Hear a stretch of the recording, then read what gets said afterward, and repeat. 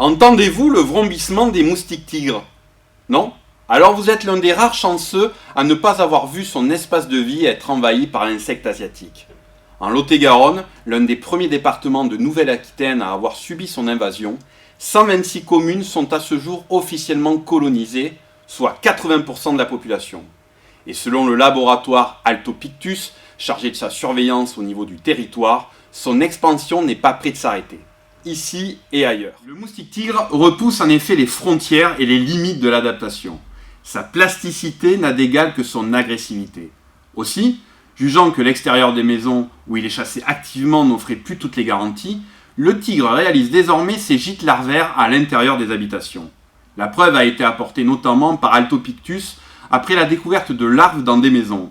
Un internaute a même signalé qu'il en avait trouvé dans les jouets de bain de ses enfants. Rien de bien réjouissant donc, d'autant que les moyens de lutte restent limités. Le recours à la deltamétrine, seul insecticide autorisé par l'Union européenne, est employé avec parcimonie. Car là où il fut utilisé de manière massive, le moustique tigre a encore évolué et a développé une immunité contre ce produit. À ce jour, le seul espoir de régulation est incarné par l'emploi de moustiques irradiés qui viendraient stériliser les femelles sauvages. Des essais prometteurs ont été menés sur l'île de la Réunion ou encore au Brésil.